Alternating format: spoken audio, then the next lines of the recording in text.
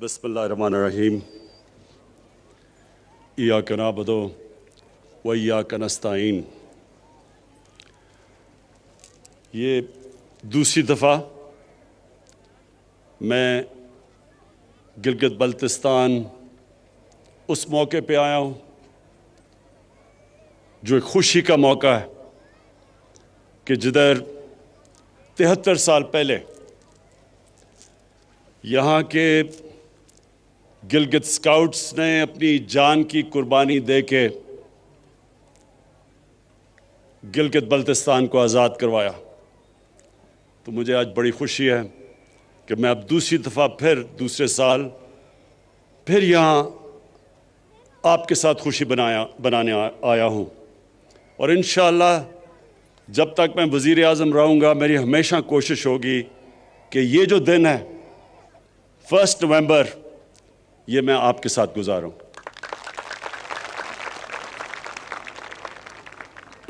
میں گلگت 15 سال کی عمر پہ پہلی دفعہ آیا، تب یہ کاراکورم ہائی وے بن رہا تھا۔ میں اپنے اسکول کی ٹریکنگ ٹیم کے ساتھ آیا، اور وہ جو 15 سال سے مجھے ٹریکنگ کا شوق ہوا وہ آج تک ہے، اور وہ اس لیے کہ اس سارے علاقے میں جو ٹریکنگ ہے وہ دنیا میں کہیں نہیں ہے۔ یہ وہ اللہ نے اس علاقے میں وہ خوبصورتی دی ہے، اور اس طرح کے جو پہاڑ ہیں اور ان پہاڑوں کے اندر جو علاقے ہیں وہ کہیں دنیا میں نہیں ہیں۔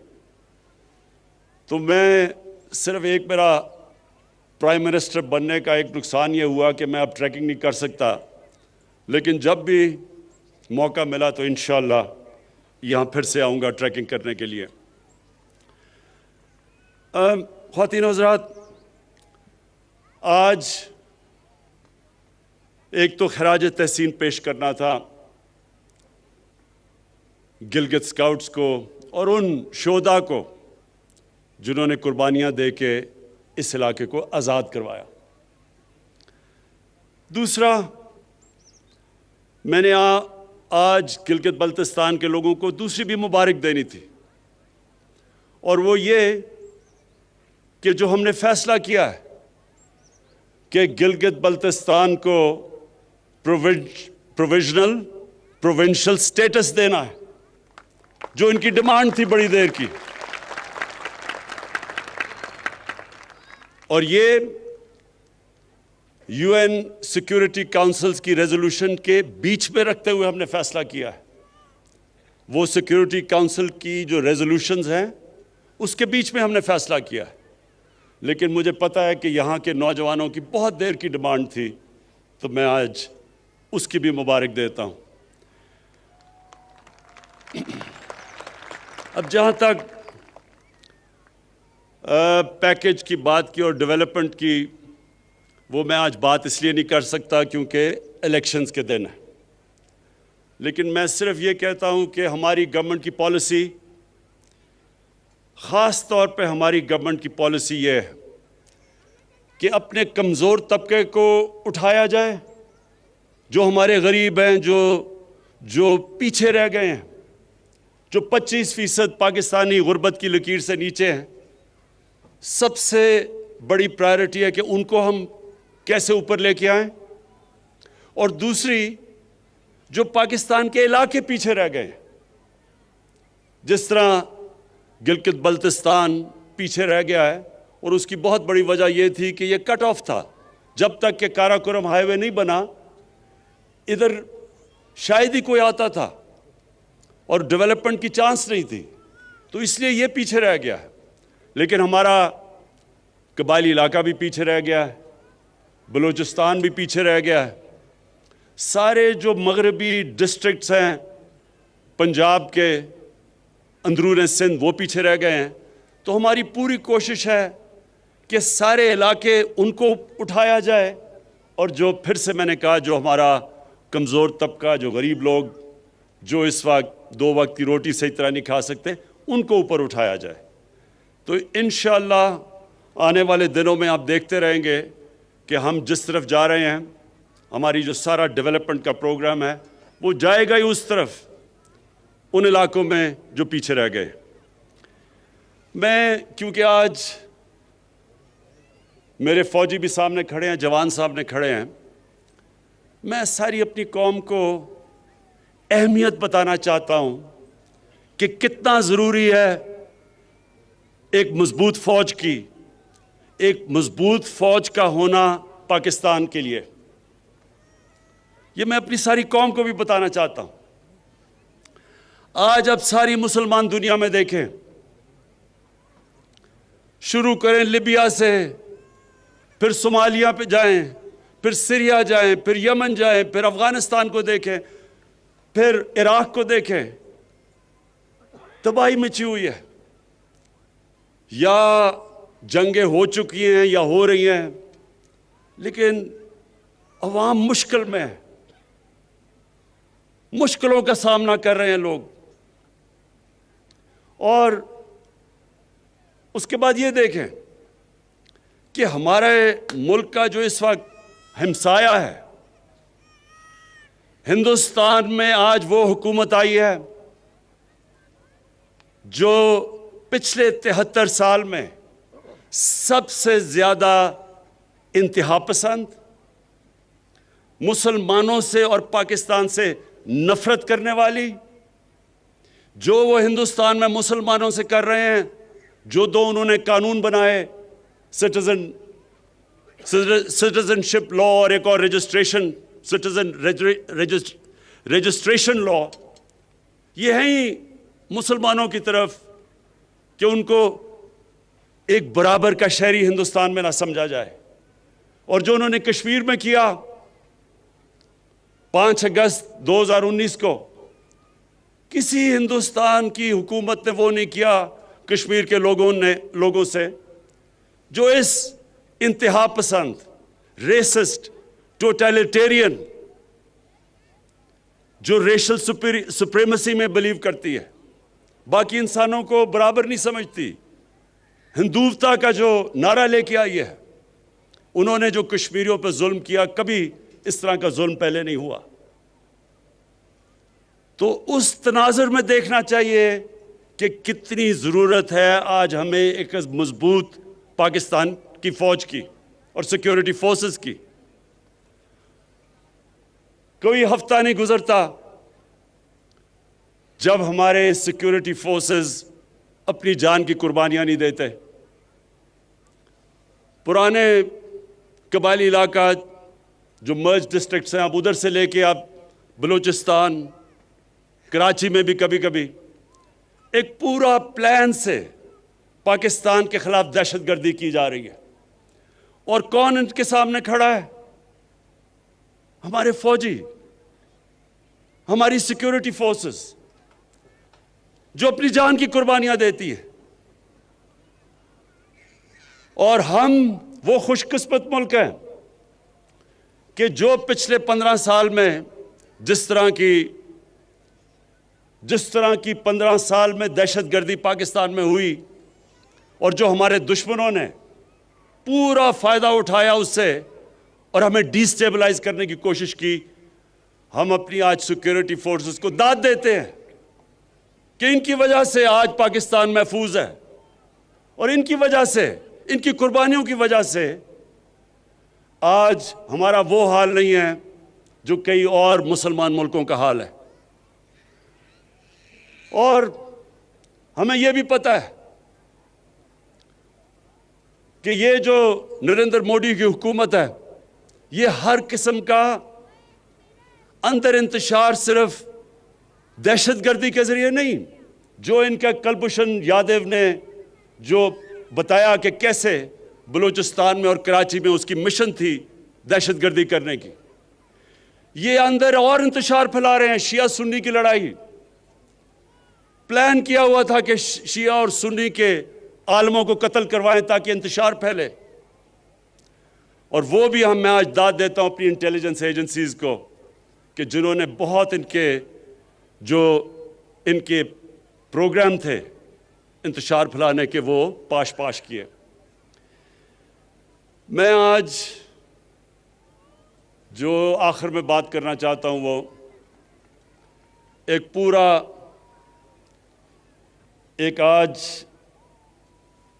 آج کل کے دنوں میں ایک پورا پلان بنا ہوا ہے. ہمارے وہ لوگ جو کہ اپنے آپ کو ڈیموکریٹس کہتے ہیں، سیاستدان کہتے ہیں، وہ پوری طرح آج ہماری پاکستانی فوج کے اوپر اور پاکستان کی عدلیہ کے اوپر انہوں نے پورا ڈسکریڈٹ کرنے کا ان کو پروگرام بنایا ہوا ہے. لیکن یہ کیوں ہے؟ یہ آج سب میں اپنی قوم کو بتانا چاہتا ہوں یہ کیوں ہو رہا ہے. میرا جو جب میں وزیر اعظم بنا تو جو میرا پہلا خطاب تھا، اگر آپ وہ دیکھیں تو اس میں نے دو خاص طور پہ چیزیں کہی. میں نے یہ کہا کہ جن لوگوں نے 30 سال سے اس ملک کو لوٹا ہے، سال سے اس ملک کا پیسہ چوری کر کر کے باہر لے کے گئے ہیں، یہ سب اکٹھے ہو جائیں گے. یہ اکٹھے میرے خلاف اس لیے ہوں گے کہ ان کو پتہ ہے کہ میرے تو 24 سال کی کیمپین ہی یہ تھی کہ اس ملک میں کرپشن کا سامنا کریں. جب تک کرپشن ہے ملک آگے نہیں بڑھ سکتا. اور میں نے کہا یہ سب اکٹھے ہوں گے. اور میں نے دوسری بات کہی کہ جس چیز میں پاکستان کا فائدہ ہے اس چیز میں ان کا نقصان ہے، اور جس چیز میں ان کا فائدہ ہے وہ پاکستان کو نقصان ہے. یہ چاہتے ہیں کہ ان کی ساری کرپشن جو انہوں نے اس ملک کا پیسہ لوٹ کے باہر لے کے گئے ہیں، یہ چاہتے ہیں کہ کسی نہ کسی طرح مجھے بلیک میل کریں اور میں ان کو NRO دے دوں، یعنی کہ ان کو معاف کر دوں جو انہوں نے اس ملک کا پیسہ چرایا. پاکستان کا فائدہ ایک چیز میں ہے کہ یہاں قانون کی بالادستی قائم ہو، طاقتور اور کمزور کے لیے قانون بنے. یہ نہیں کہ صرف بیچارے وہ لوگ جو مجبوری میں چوری کرتے ہیں وہ جیلوں میں جائیں اور بڑے بڑے ڈاکو ان کو NRO مل جائے اور وہ دندراتے پھریں اور وہ بار بار آ کے پھر ملک کو لوٹیں. قانون کی بالادستی کا مطلب کہ طاقتور اور کمزور کے لیے ایک قانون.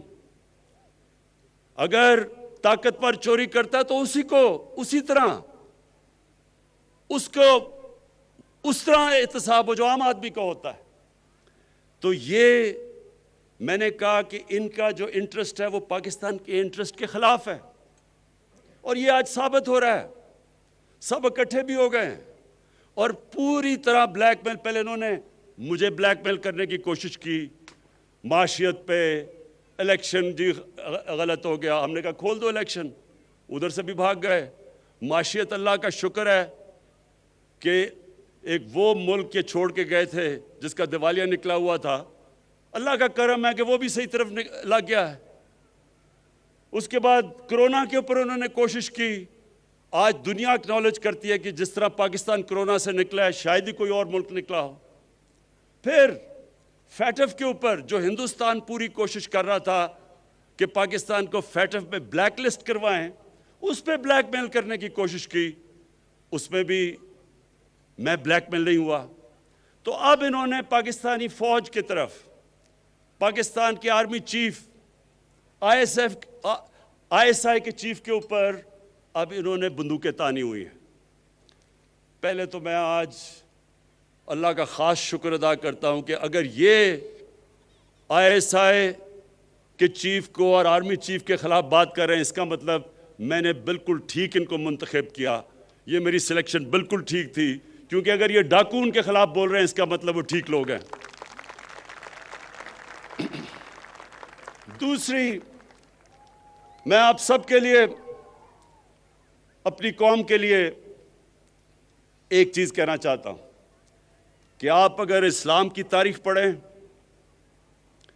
بر صغیر میں مسلمانوں کی تاریخ پڑھیں، تو مسلمان بہت کم، جب مقابلہ ہوتا تھا دشمن کا اور مسلمانوں کا، ڈٹ کے مقابلہ کرتا تھا مسلمان. لیکن نقصان مسلمانوں کو تب سب سے زیادہ پہنچایا مسلمانوں کے میر جعفر اور میر صادق نے. یہ وہ غدار تھے جو اندر سے سازش کر کے مسلمانوں کو انہوں نے ان قوموں کو غلام بنا دیا صرف ذاتی فائدوں کے لیے. قرآن شریف میں منافق کا درجہ کافر سے نیچے رکھا ہوا ہے، کیونکہ وہ آپ کا بننے کی کوشش کرتا ہے، وہ اندر سے جڑیں کاٹ دیتا ہے۔ جنگ خندق میں جب نبی صلی اللہ علیہ وسلم مکہ کے کفار کا مقابلہ کر رہے تھے تو اتنا ہی بڑا جتنا کفار کی فوج تھی، اندر منافقین سے خطرہ تھا، اور اس لیے اللہ نے کہا تھا کہ ان کا درجہ کافر سے نیچے ہے، یہ زیادہ نقصان پہنچاتے ہیں۔ اور آج ہم پاکستان کے میر جعفر، میر صادق اور میر ریاض صادقوں کو دیکھ رہے ہیں۔ یہ وہ لوگ ہیں، یہ وہ لوگ ہیں جو آج نریندر مودی کی زبان بول رہے ہیں۔ دنیا نے کہا کہ جس طرح پاکستان نے پلوامہ کے بعد اپنے آپ کو کنڈکٹ کیا، مجھے سارے دنیا کے ہیڈز آف سٹیٹ کے مبارکی کے میسیجز آئے، اور یہ آج کہہ رہا ہے کہ جناب پاکستان نے ڈر کے کیا، جو کہ نریندر مودی نے ساری الیکشن کیمپین کی تھی اس پہ۔ اور سارا مقصد، ان کا مقصد ہے کیا؟ سارا مقصد ایک ہے کہ کسی نہ کسی طرح عمران خان بلیک میل ہو کے ان کی اربوں روپے کی لوٹی ہوئی دولت جو باہر لے کے گئے ہیں، وہ کسی طرح اس کے لیے این آر او دے دے، معاف کر دے۔ میں آج اپنی ساری قوم کو کہنا چاہتا ہوں کہ عمران خان کبھی ان ڈاکوؤں کو معاف نہیں کرے گا، بلکہ جس طرح انہوں نے ہماری عدلیہ کو اٹیک کیا، عدلیہ کے اندر بھی کوشش کر رہے ہیں کہ ایک جج کو اوپر چڑھا دیں۔ جب ان کو معاف کیا گیا حدیبہ پیپر مل میں سپریم کورٹ نے، تو تب وہ عدلیہ ٹھیک تھی، لیکن جب ان کے خلاف 5 ممبر بینچ کا فیصلہ آتا ہے جو آج باہر بھاگا ہوا ہے، اس کے اوپر منی لانڈرنگ کا فیصلہ آتا ہے، تو تب عدلیہ بری ہے۔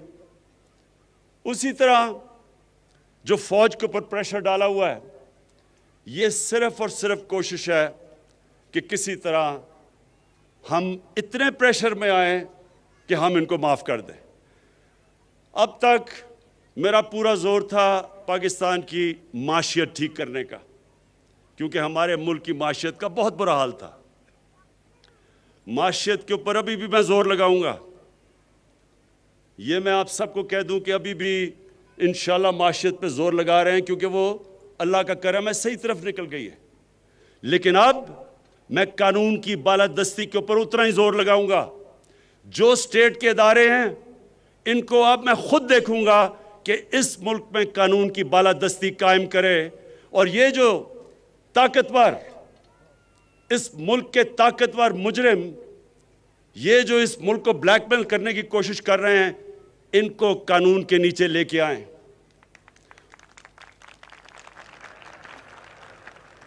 اور انشاءاللہ آنے والے دنوں میں آپ دیکھیں گے